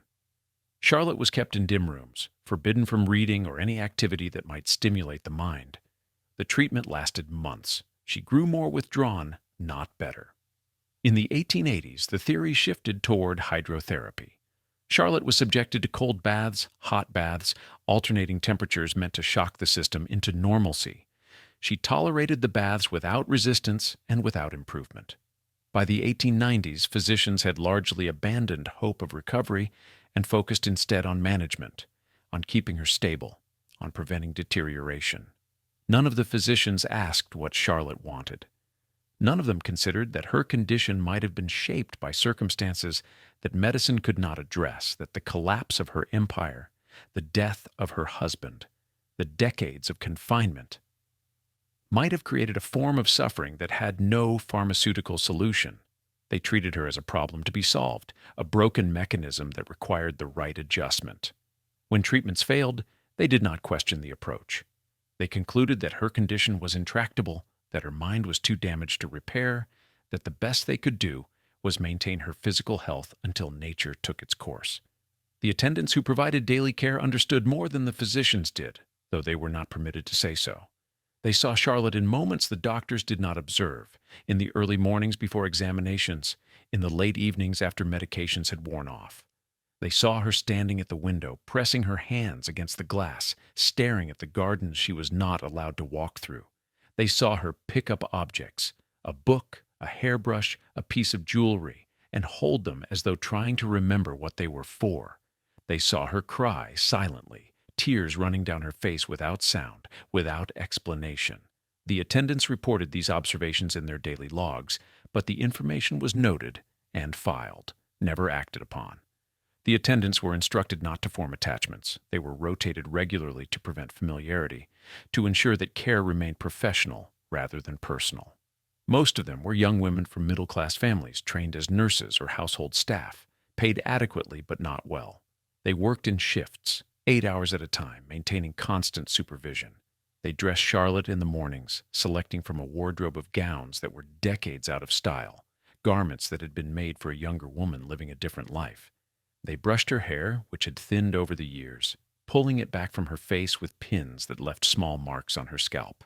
They brought her meals 3 times a day, plain food served on fine china, portions carefully measured to ensure adequate nutrition. Charlotte ate without interest. She consumed food the way one might complete a task, mechanically, without pleasure. She did not taste anything. Attendants sometimes tried to tempt her with dishes she might have enjoyed in the past, pastries from Brussels bakeries, fruit imported from warmer climates, delicacies prepared by palace cooks. She ate these with the same indifference she showed toward plain bread and broth. Food was fuel, nothing more. She gained no joy from it, no comfort, no connection to memory or preference. Her days followed a pattern that never varied. She woke at 7. An attendant helped her from bed, led her to a chair while the bedding was changed. She was washed, dressed, her hair arranged. She was moved to the sitting room. Breakfast arrived at 8. She ate. The tray was removed. She sat by the window until noon. Lunch arrived. She ate. The tray was removed. She returned to the chair by the window. Dinner arrived at 6. She ate. The tray was removed. At 8, she was prepared for bed. Medications were administered. The lamps were dimmed. Attendants remained in an adjoining room, listening for sounds of distress, ready to intervene if she became agitated. She rarely did. She slept or lay awake in silence until morning. There were no activities to break the monotony. Charlotte was not taken outside. Physicians had determined that fresh air and sunlight were too stimulating, that exposure to the external world might trigger episodes. She remained indoors year after year, breathing recycled air, seeing only the same walls, the same furniture, the same faces of attendants who came and went without forming relationships. The windows in her rooms overlooked gardens that changed with the seasons, flowers blooming in spring, leaves turning in autumn, snow covering the ground in winter. But Charlotte did not react to these changes. She looked at the view without seeing it, her eyes focused on something beyond the glass that no one else could perceive. Once a month, a priest came to offer communion. The visits were brief, formal, performed without conversation. Charlotte had been raised Catholic, had attended Mass throughout her childhood and her time as empress, had once believed that faith provided meaning. Whether she still believed was unclear. She accepted communion without protest, opened her mouth to receive the wafer, bowed her head while the priest murmured prayers. Afterward, the priest would leave, offering blessings to the attendants, commenting occasionally to the household steward that the empress seemed peaceful, that God was watching over her. The attendants said nothing in response. The physical care Charlotte received was thorough but impersonal. Her body was maintained the way one might maintain a historic building, preserving the structure without considering whether anyone lived inside. She was bathed regularly, her skin treated with lotions to prevent bed sores during the years when she became too weak to walk. Her teeth, which had begun to decay, were eventually extracted by a dentist who made house calls, replacing them with dentures she rarely wore. Her nails were trimmed. Her clothes were changed daily. She was kept clean, dry, and comfortable in a technical sense. But no one touched her with affection. No one held her hand, except to guide her from one chair to another. No one embraced her. Physical contact was functional, necessary for care, never offered for comfort.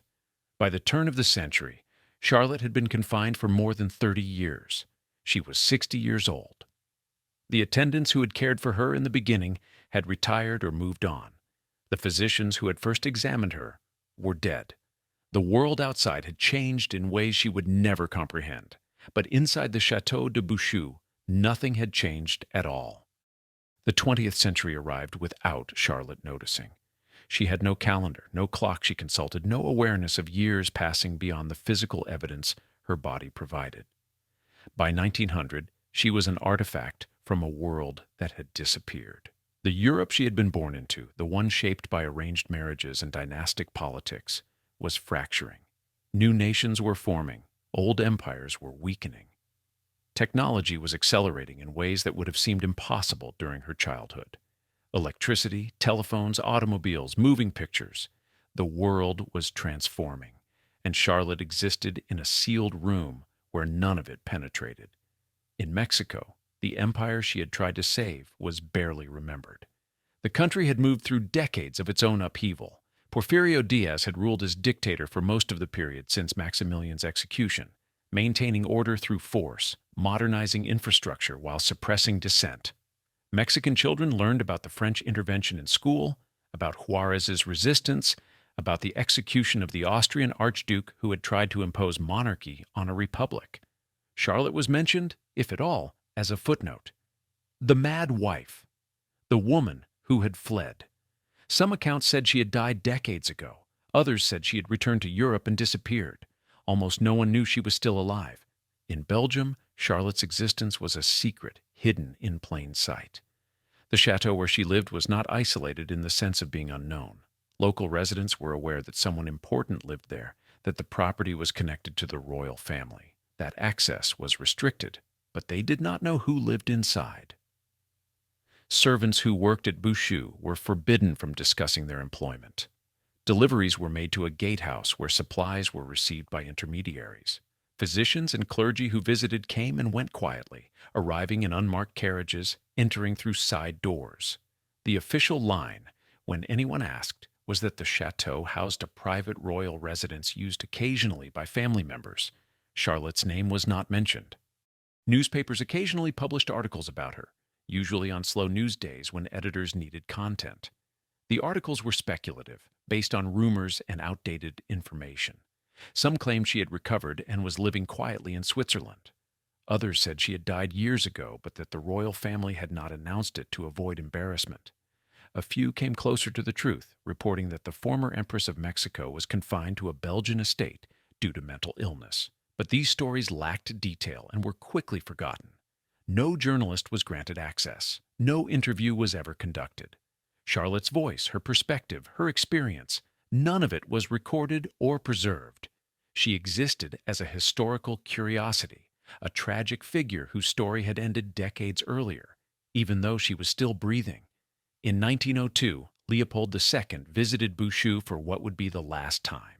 He was 67, increasingly focused on his holdings in the Congo, where forced labor and mass atrocities were generating enormous wealth and growing international condemnation. He had little time for family obligations, less interest in visiting a sister who had not recognized him in years. The visit lasted 8 minutes. He stood in the doorway of Charlotte's sitting room, observed her from a distance, asked an attendant if there had been any changes. The attendant said no. Leopold nodded. He left instructions for the household budget to be reviewed, a subtle indication that costs should be reduced where possible. Then he departed. He never returned. Charlotte's daily routine continued unchanged. The attendants who cared for her in the early 1900s had not been alive when she went to Mexico, had no memory of her as empress, knew her only as an elderly woman who required constant supervision. To them, she was not a historical figure. She was a patient, difficult in the way that unresponsive patients are difficult, requiring effort that produced no visible result, no gratitude, no improvement. They performed their duties with varying degrees of competence and compassion. Some were gentle, speaking to Charlotte softly, even when she did not respond, treating her with a dignity that was no longer required by protocol. Others were merely efficient, completing tasks quickly, touching her only when necessary, counting the hours until their shifts ended. Her appearance had changed profoundly. Photographs from her youth showed a woman with dark hair, clear eyes, an expression that suggested intelligence and determination. By 1905, she looked nothing like those images. Her hair was entirely white, thin enough that her scalp showed through in places. Her face had collapsed inward, cheekbones prominent, skin loose and pale. She had lost most of her teeth. Her hands, which had once worn rings and signed documents, were bent with arthritis. The fingers curled into positions they could not straighten from. She moved slowly when she moved at all, shuffling steps that required assistance, her body weak from decades of inactivity. She spoke rarely, and when she did, the words were often incomprehensible. Fragments of sentences in multiple languages, names of people long dead, references to places that no longer existed or had never existed at all. Attendants recorded these utterances in their logs, noting the time and context, but they did not try to interpret them. The words meant nothing to anyone but Charlotte, and perhaps not even to her. There were moments, brief and unpredictable, when something like recognition appeared. An attendant would enter the room, and Charlotte's eyes would follow the movement, would focus on the person's face with an intensity that suggested she was trying to understand who they were, why they were there. The moment would pass quickly, her gaze drifting back to the window, to the wall, to nothing. These instances became less frequent as the years advanced. By 1910, they had stopped entirely. The First World War began in 1914. Belgium was invaded by German forces within days of the declaration of war. The country was occupied, its government forced into exile, its population subjected to 4 years of military rule, food shortages, and violence. The war passed within miles of the Château de Bouchoux, but Charlotte was not moved. The decision was made by royal administrators who determined that relocating her would be more dangerous than leaving her in place. German forces were informed that the property housed a royal invalid and was not to be disturbed. The chateau was left alone. Supplies became harder to obtain. Food was rationed. Staff numbers were reduced as younger attendants were called away for war work. But Charlotte's care continued. She was fed smaller portions. The heating was reduced to conserve fuel. Medications became scarce, but she required few by this point. She survived the war without knowing it had happened. When the war ended in 1918, Belgium was devastated. Hundreds of thousands dead, cities destroyed, an economy in ruins. The country began the slow process of reconstruction. Charlotte turned 78. She had outlived her husband by 51 years. She had outlived her parents, her siblings, most of her attendants, the physicians who had first diagnosed her condition. She had outlived the empire she had tried to save, the political order that had created her, the world that had given her the title of Empress. She continued existing because her body had not yet failed, because the systems of care kept functioning, because no one had decided to let her die. The fortune Charlotte had inherited and accumulated sat in bank accounts and investment portfolios she would never access. Her father, Leopold I, had left her a substantial sum upon his death. Her position as Empress of Mexico had come with financial arrangements, payments from the French government, holdings that had been transferred to her name. Properties in Belgium and Austria generated rental income. Investments in railways and industrial ventures produced dividends. By the 1920s, Charlotte was, on paper, a wealthy woman. The money made no difference. It was managed by trustees appointed by her brother, later by administrators working for the Belgian crown after Leopold II's death in 1909. They made decisions about investments, about which properties to sell and which to retain, about how funds should be allocated. A portion went to her care at Bouchoux, salaries for attendants and physicians, maintenance costs for the chateau, expenses for food and clothing, and medications. But the majority accumulated, growing larger each year, serving no purpose except to exist. Charlotte could not spend it. She could not donate it. She could not direct it toward causes she might have cared about, had she been capable of caring about anything. The trustees filed annual reports detailing the management of her estate. The documents were thorough, listing every transaction, every investment, every expense. They were reviewed by royal accountants and then filed away in archives where no one read them. The reports showed a woman who was technically independent, financially secure, capable of funding her own care many times over. They did not show that she had no autonomy, no choice, no control over any aspect of her existence. The wealth existed in her name, but it belonged to a person who no longer existed in any meaningful sense. The Château de Bouchoux itself was maintained at considerable expense. The building was old, requiring constant repairs to prevent decay. Roofs leaked and were replaced. Windows cracked and were reglazed. Heating systems failed and were upgraded. The grounds were maintained by gardeners who kept the lawns trimmed and the hedges shaped, creating an appearance of order that Charlotte never saw up close. She remained inside, in rooms that were cleaned and maintained to a high standard, surrounded by furniture that was polished and preserved, living in conditions that would have seemed luxurious to most people. But luxury meant nothing when it could not be enjoyed, when it served only to maintain a body that had no purpose beyond continuing. The staff at Bouchoux were paid better than servants in most households. The wages were competitive, the conditions reasonable, the work steady. But turnover was high. Most attendants stayed only a few years before requesting transfers or seeking employment elsewhere. The work was emotionally draining in ways that had nothing to do with physical difficulty. Caring for someone who never improved, who never responded, who existed in a state of perpetual absence, wore people down. Attendants would arrive with energy and compassion, would try to connect with Charlotte, would speak to her gently, and look for signs of awareness.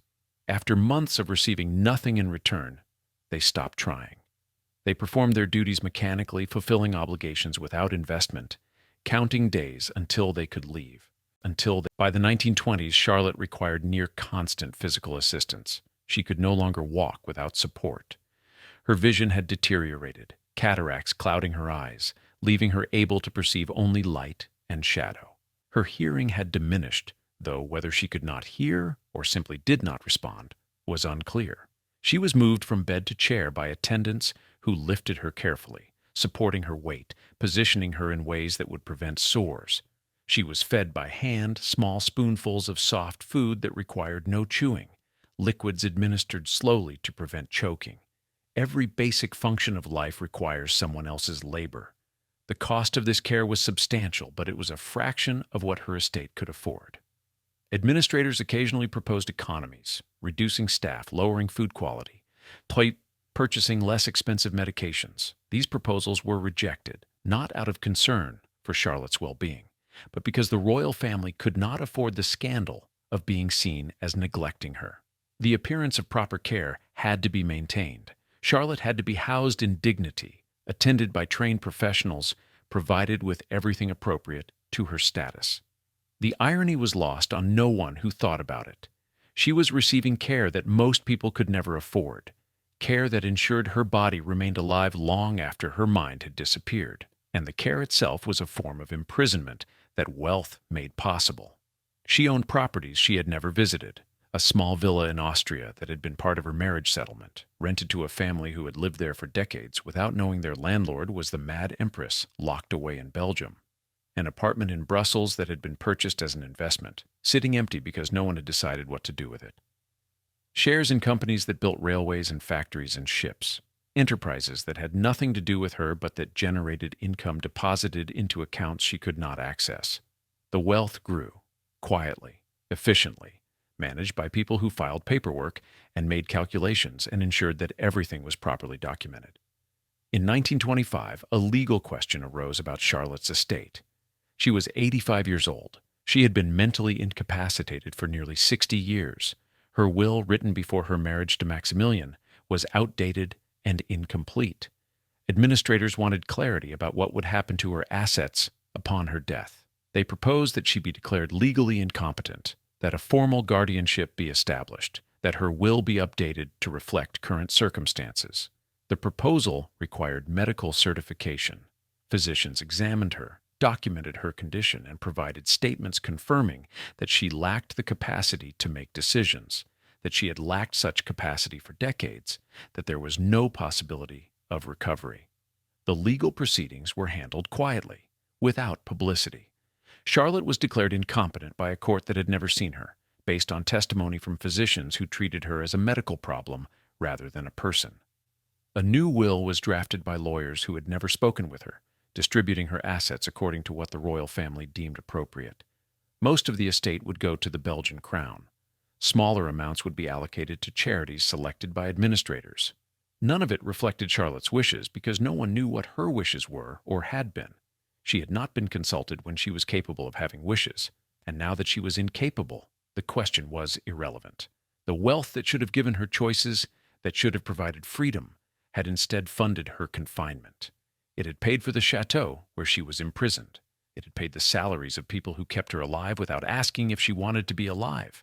It had ensured that she received care that prolonged her existence without improving it. The money had done everything except liberate her. Leopold II died on December 17, 1909. He had ruled Belgium for 44 years, had accumulated a personal fortune through the brutal exploitation of the Congo, had built monuments to himself across Brussels, and had maintained the fiction of his sister's dignified retirement until the end. He was 74. The funeral was a state occasion, attended by European royalty, diplomats, military officers, crowds of Belgian citizens who lined the streets despite the December cold. Charlotte was not told of his death. She was not brought to the funeral. Attendants at Bouchoux received instructions to maintain her normal routine, to avoid any mention of the king's passing, to prevent agitation.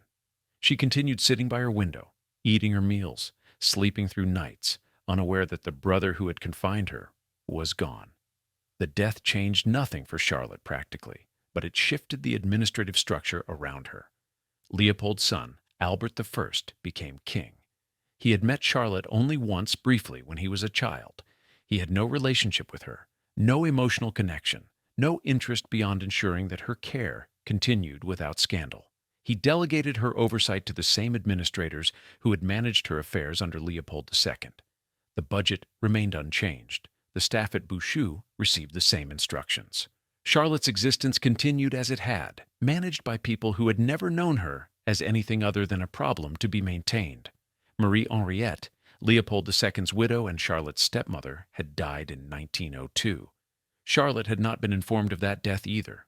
The two women had shared a household for years during Charlotte's adolescence, had lived in the same palace, had eaten at the same table, and had never formed a bond.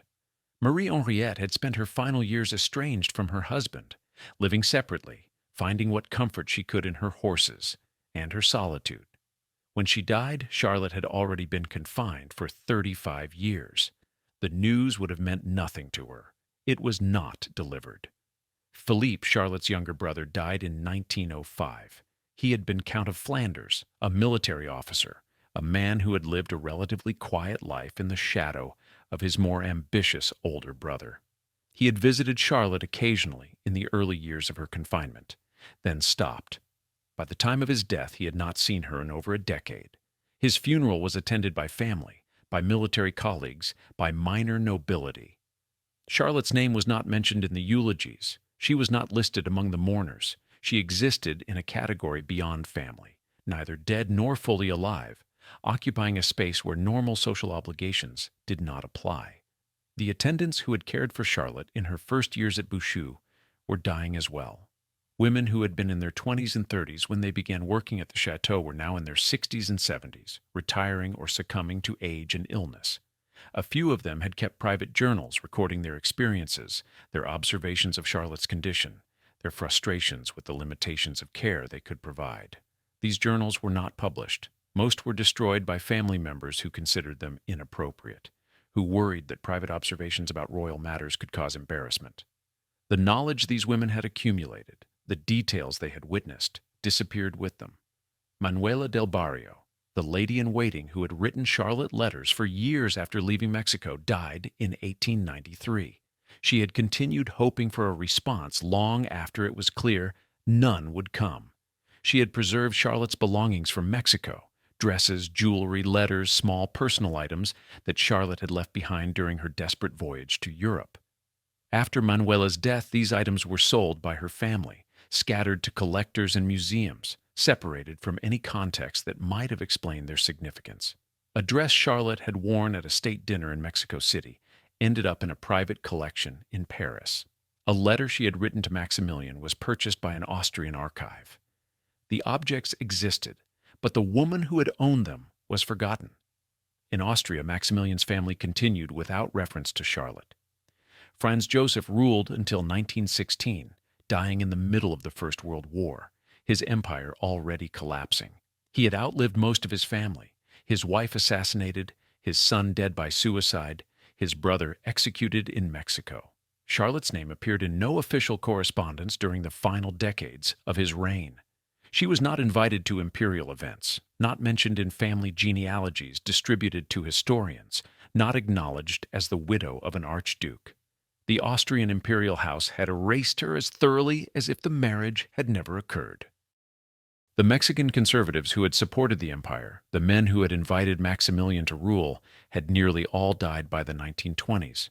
Most had fled to Europe after the empire's collapse, living on reduced means, clinging to old titles that meant nothing outside their own diminishing circles. Some had returned to Mexico eventually, reintegrating into a country that had moved on, that had made peace with the Republican government, that had no interest in refighting old battles. When they spoke about the empire at all, it was with embarrassment, with the understanding that they had backed a doomed venture. Charlotte was a ghost in these conversations, mentioned briefly, if at all, remembered as the woman who had gone mad, whose breakdown had symbolized the empire's fundamental unsustainability. By 1926, Charlotte had outlived nearly everyone who had known her before her confinement. The attendants at Bouchou in the mid-1920s had been born after she was already locked away. The physicians who examined her had inherited her case from predecessors, who had inherited it from others. She was being cared for by people who knew her only as an elderly invalid, who had no context for understanding who she had been, what she had experienced, why she had ended up in this condition.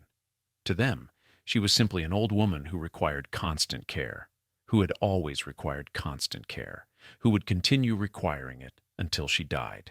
She was 86 years old. Her body, despite decades of inactivity, despite minimal nutrition, despite the strain of advanced age, continued functioning. Her heart beat. Her lungs drew breath. Her digestive system processed food. The biological mechanisms that sustained life persisted, indifferent to the absence of consciousness, to the lack of purpose, to the decades of suffering. She had become a body maintained by routine, by the labor of others, by systems designed to prevent death rather than to preserve life in any meaningful sense. The deaths around her had removed every witness to her earlier existence. No one remained who remembered her as a young woman, intelligent and isolated. No one remained who had seen her as empress, desperately trying to save a failing empire. No one remained who had watched her mind break. The people who cared for her now saw only what she had become, not what she had been. And what she had become was something that barely qualified as a person at all. Charlotte died on January 19, 1927. She was 86 years old. The death occurred in her bedroom at the Château de Bouchou in the early hours of the morning with 2 attendants present. She had been declining for weeks, eating less, sleeping more, her breathing becoming labored. A physician had examined her 3 days earlier and noted that her heart was weakening, that death was likely imminent. No interventions were recommended. At her age, after 60 years of confinement, after a life that had effectively ended in 1866, there was nothing to do but wait. The attendant on duty that night heard the change in Charlotte's breathing around 3 in the morning. The rhythm that had been steady for hours became irregular, then stopped. The attendant checked for a pulse, found none, and summoned the physician who lived on the chateau grounds. He arrived within minutes, performed a brief examination, and confirmed what was already obvious. Charlotte of Belgium, former Empress of Mexico, was dead. The time was recorded as 3:15 a.m. The cause of death was listed as heart failure due to advanced age. There was no autopsy. There was no investigation. There was nothing unexpected about an 86-year-old woman dying after decades of physical and mental decline. Notification was sent to the Belgian royal family by telegram that morning. King Albert I received the news while breakfasting. He expressed appropriate sadness, made arrangements for a state funeral, and instructed his staff to prepare an official announcement. The announcement was brief. It stated that Her Imperial Highness Princess Charlotte of Belgium, widow of Emperor Maximilian of Mexico, had died peacefully at the Château de Bouchou after a long illness. It listed her titles, her birth date, her marriage, and the date of her death. It did not mention that she had been confined for 60 years. It did not mention that she had spent the majority of her life locked away, mentally incapacitated, unable to function. The official narrative presented her death as the natural conclusion to a dignified retirement. The funeral took place on January 23rd, 4 days after her death. It was held at the Church of Our Lady of Laeken, the same church where her father had been buried decades earlier. The ceremony was formal but not elaborate. Members of the Belgian royal family attended, along with representatives from Austria, from the Vatican, from various European noble houses that maintained diplomatic relations with Belgium. The church was perhaps half full. Charlotte had outlived most of the people who might have felt obligated to attend. The younger generation came out of protocol, not grief. The service was conducted in Latin and French. Prayers were offered for Charlotte's soul. Her life was summarized in a eulogy that emphasized her royal lineage, her marriage to an archduke, her time as empress, and her years of quiet retirement. The eulogy did not mention Mexico in detail. It did not mention Maximilian's execution. It did not mention her breakdown, her confinement, the 6 decades she had spent unable to recognize her own name. The eulogy presented a version of Charlotte's life that was incomplete to the point of fabrication, a narrative designed to preserve dignity rather than acknowledge reality. She was buried in the royal crypt at Laeken, placed in a tomb next to her parents. The tomb was marked with a simple plaque bearing her name, her titles, and her dates.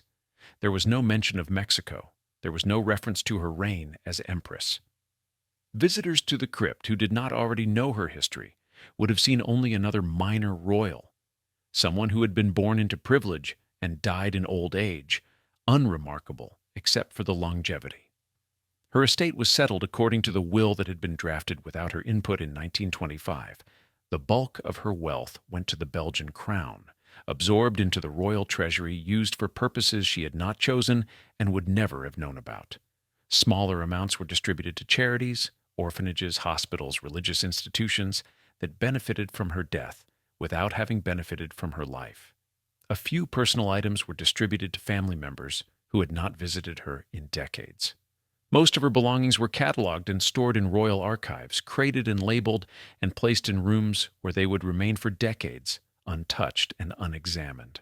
The Château de Bouchoux was emptied within weeks. The attendants were reassigned or dismissed. The physicians moved on to other patients. The furniture was removed, either redistributed to other royal properties or sold. The rooms where Charlotte had spent 60 years were stripped down to bare walls and floors. The building itself was repurposed, eventually converted into a botanical research facility, then later opened to the public as a museum unrelated to Charlotte. Visitors who toured the chateau learned about its architectural history, about the gardens, about the scientific work conducted there. Most were unaware that a woman had been confined there for 6 decades, that she had died in one of the rooms they walked through. Newspapers across Europe published brief obituaries. The coverage was respectful, but minimal. Most articles repeated the information from the official announcement, adding small details drawn from reference books and archives.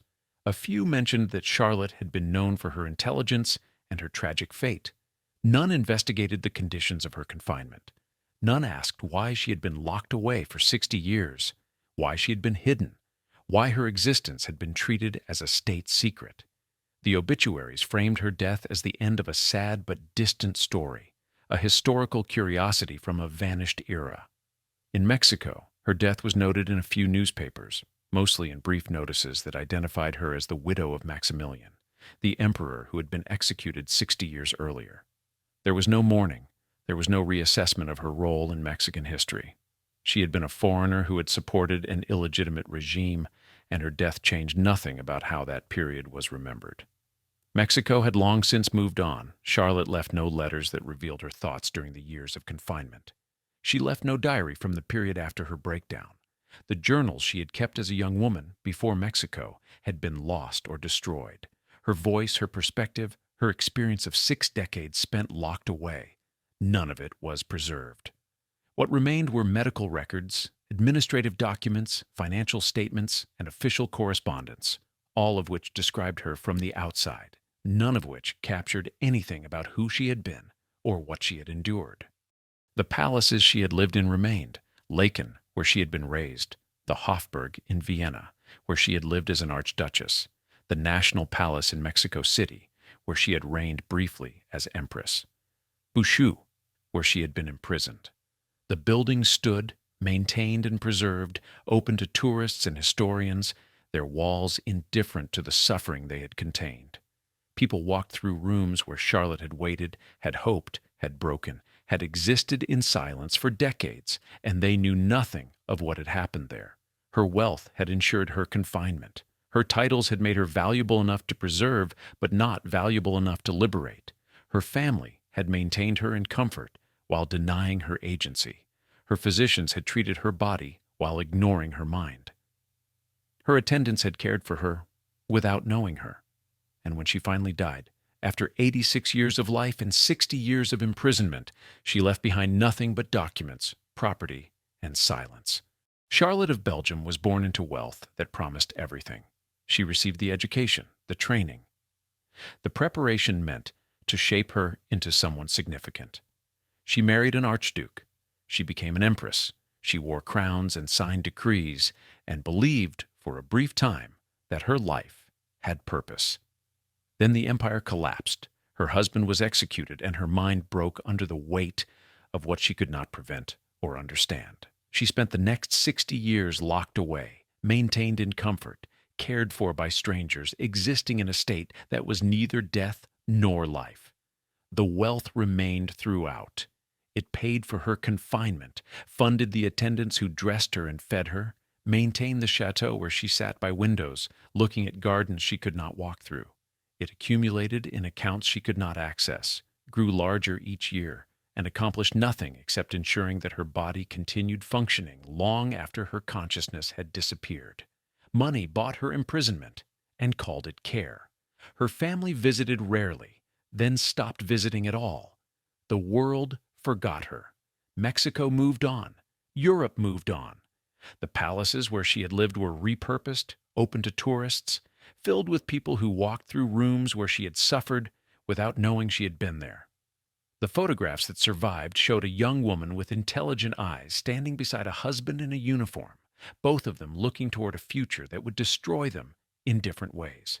What remains now are questions without answers, whether she understood what was happening to her in those final decades, whether consciousness persisted beneath the silence, trapped and unable to express itself, whether the care she received was kindness or cruelty dressed in medical language, whether anyone who managed her estate, who authorized her confinement, who profited from her incapacity, ever considered that she was still a person. Charlotte lived 86 years. For 60 of them, she was a prisoner maintained by the systems that had created her. The wealth that should have given her choices funded her captivity. The family that should have protected her locked her away. And when she finally died, she left behind buildings and money and silence, evidence of a life that had continued long after it ended, sustained not by meaning, but by the hollow mechanics of preservation.